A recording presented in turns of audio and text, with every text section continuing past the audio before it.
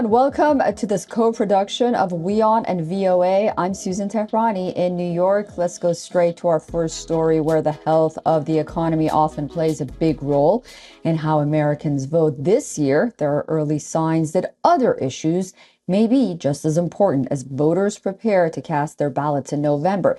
VOA's Veronica Balderas Iglesias has the story from Washington.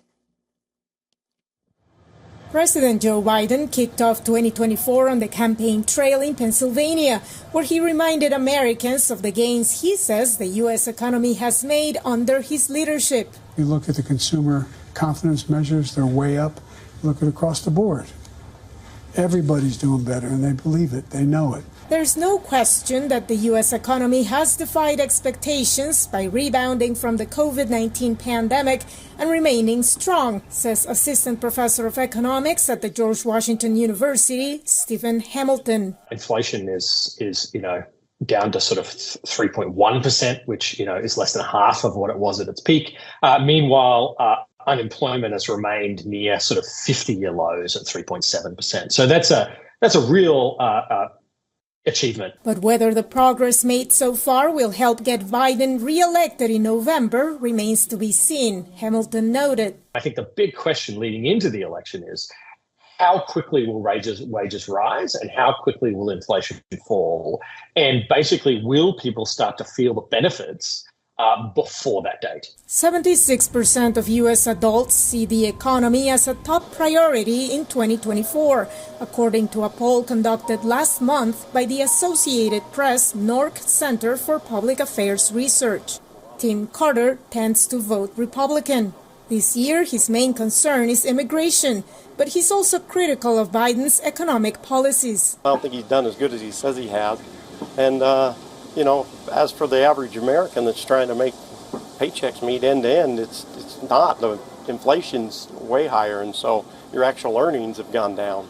Other voters interviewed in Washington's Adams Morgan neighborhood said abortion and foreign policy, rather than the economy, will determine how they will vote in November's general election. To me, the social issues are the biggest factor, mainly Roe v. Wade. I like Nikki Haley's stance on it about, hey, let's be realistic about it. We're not going to get a nationwide abortion ban. Ukrainian small business co-owner Anastasia Derun says her husband pays close attention to politicians' stances on international affairs, especially the ongoing war in her home country. He understands that the Democratic Party helps Ukraine more and willing to help more.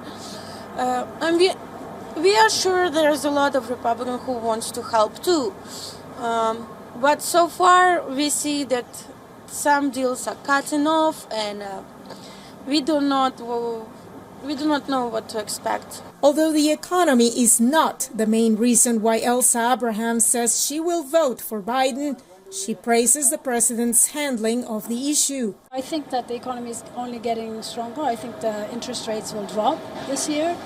I'm looking forward to that. But economists caution that it is still uncertain if the Federal Reserve inflation target of 2% will be met, or whether interest rates will need to be raised again ahead of the November election. Veronica Balderas Iglesias, VOA News, Washington.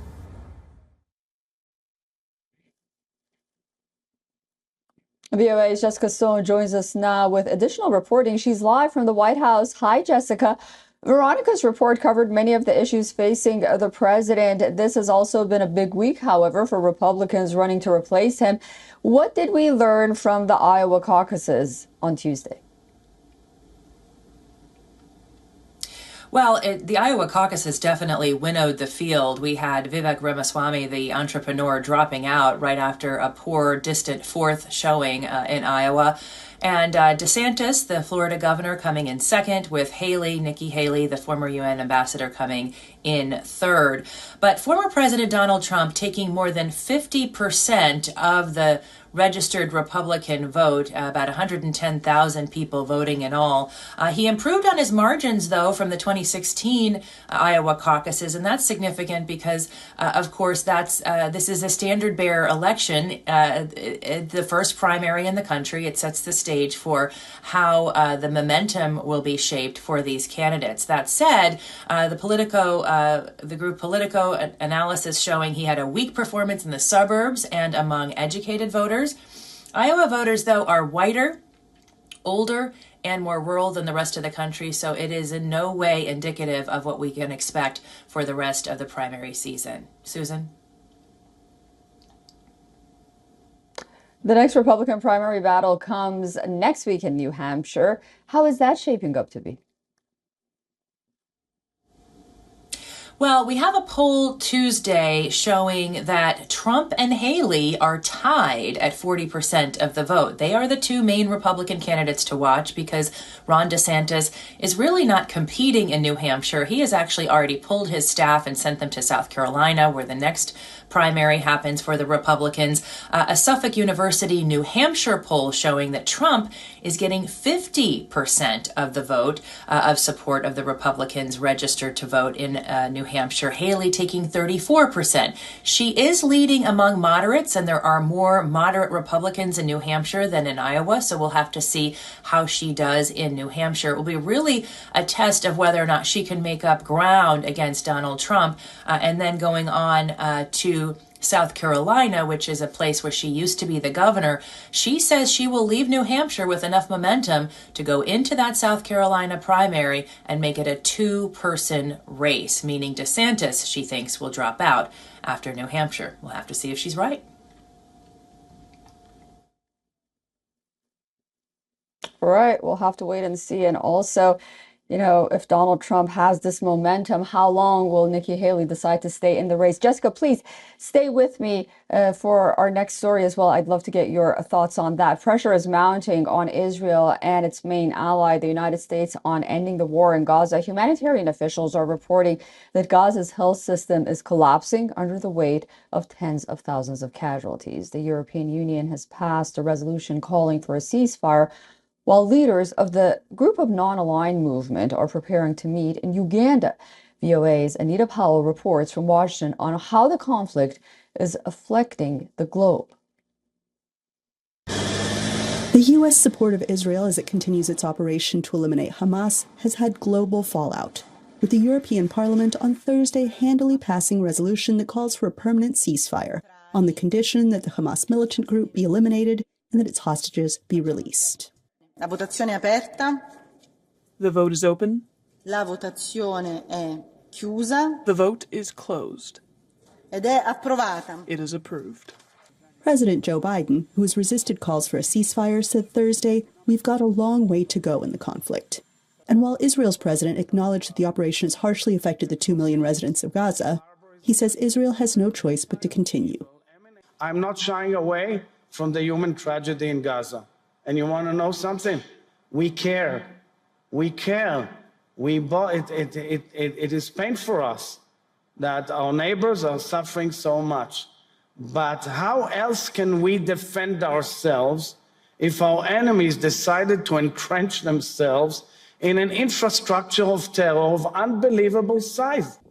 Analysts say Washington's support of Israel's operations, which have caused tens of thousands of casualties, has absolutely diminished its global standing.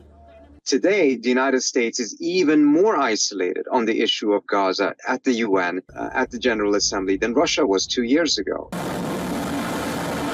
This has stymied U.S. efforts in other areas, such as its attempt to rally longtime allies to act against Houthi rebels attacking commercial vessels on the Red Sea. Then the only major country that remained in the coalition was the United Kingdom. The other countries like France, Spain, Italy dropped out. And this again shows how much weakened America's convening power has become because of profound policy disagreements that now exist between the United States and some of its closest allies. And it has emboldened those who have long complained about U.S. hegemony, such as South Africa, which earlier this month sued Israel for genocide in the International Court of Justice. We condemn in the strongest terms the appalling slaughter and genocide of the people of Palestine that is being perpetrated in Gaza and the West Bank. In coming days, South Africa will be among 120 delegations meeting in Uganda for a summit of the non-aligned movement, which are nations not formally aligned with or against any major power bloc. Those who watch international bodies closely say this hurts the U.S. too. By indicating that it is willing to, change the course of global will, when it's interested in protecting Israel, the U.S. actually stands to delegitimize those institutions, to essentially say these institutions are nothing more than a tool of great power politics. Meanwhile, as this debate rages, this is Gaza. Anita Powell, VOA News, Washington. VOA's Jessica Stone is still with us live from Washington. Jessica, parents of the 6 American hostages being held by Hamas in Gaza met with members of Congress this week. What was their message? Well, their message to Washington is pressure your allies in the region. Israel and Qatar both considered U.S. allies. They called on U.S. politicians and lawmakers and the White House to pressure Israel to move forward with making arrangements to get these hostages free. One parent of or a relative of a freed hostage arguing that Benjamin Netanyahu, the prime minister of Israel, is not working hard enough and fast enough to make that happen. Another parent of a hostage that's still being maintained, John Poland, his son lost his arm in a gruesome explosion. He showed gruesome pictures during the press conference with lawmakers and said his son hasn't even received medical care from the International Red Cross, which receives money, he points out, from the U.S. government. Another family member talking about the Benjamin Netanyahu responsibility there. And Hamas, keep in mind, still holds some 140 hostages out of the 200 people taken from Israel on October 7th. The 6 remaining American hostages are all men, and the White House, for its part, saying it is engaged in, quote, serious and intensive discussions in Qatar about another hostage release deal, but clearly no tangible evidence of any possible releases as yet. Susan? And finally, let's just go to the Red Sea for a minute.